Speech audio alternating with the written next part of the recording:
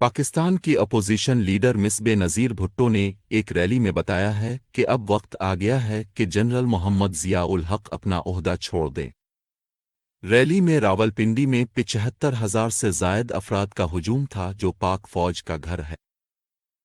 پاکستانی صدر کی رہائش گاہ سے تقریباً 2 میل کے فاصلے پر ایک ریلی سے خطاب کرتے ہوئے مس بھٹو نے نئے انتخابات کا مطالبہ کیا کیونکہ انہوں نے کہا کہ صدر ضیاء کو کوئی عوامی حمایت حاصل نہیں تھی۔ جنرل ضیاء کو غاصب قرار دیتے ہوئے انہوں نے 1977 میں اپنے والد سابق وزیر اعظم ذوالفقار علی بھٹو کا تختہ الٹ دیا۔ انہوں نے کہا کہ انہیں حکومت کرنے کا کوئی آئینی یا قانونی حق نہیں ہے۔ انہوں نے لیاقت پارک میں ریلی میں کہا کہ ہر ڈکٹیٹر کے جانے کا وقت آتا ہے جس کی حفاظت ہیلمٹ والی فسادی پولیس اور ان کی پاکستان پیپلز پارٹی کے تقریباً 500 نیلے وردی والے پیپلز گارڈز کر رہے تھے۔ یہ ایران کے شاہ کے ساتھ ہوا، حال ہی میں یہ ہیٹی اور فلپائن میں آمروں کے ساتھ ہوا۔ اب وقت آ گیا ہے کہ غاصب جانے کے لیے تیار ہو جائے، اس نے کہا۔ ریلی کی سلامتی اس شہر میں ان کی پہلی ریلی تھی جہاں پاکستانی سیاست کی حتمی ثالث فوج قائم ہے۔ 10 اپریل کو جلاوطنی سے واپسی کے بعد انہوں نے جن 5 دیگر بڑے جلسوں سے خطاب کیا ہے ان میں سے کسی کے مقابلے میں سخت تھی۔ 50 افراد کے گروپوں میں فسادی پولیس جنرل ضیاء کے گھر کے باہر نظر رکھتی تھی۔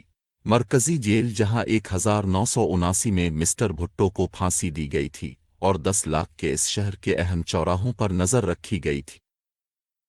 خواتین کے ایک خصوصی حصے میں روتی ہوئی خواتین بے نظیر روتی رہیں جب مس بھٹو نے بولنا شروع کیا۔ جب وہ بات کر رہی تھیں تو ان کے پیچھے ایک بینر تھا جس پر کہا گیا تھا کہ او سوشلزم زندہ باد، امریکی سامراجیت کو موت۔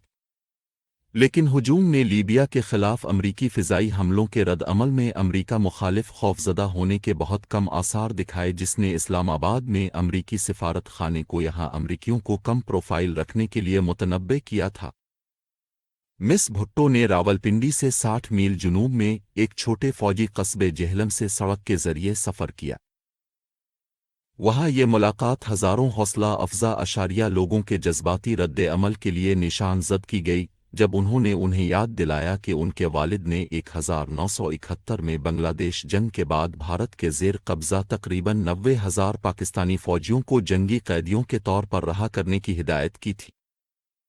جہلم سے راولپنڈی روانہ ہوتے ہی مس بھٹو نے کہا کہ انہیں دھمکی دی گئی ہے کہ وہ راولپنڈی اور دیگر قصبوں میں اپنے عوامی جلسوں میں بات نہیں کر سکیں گی۔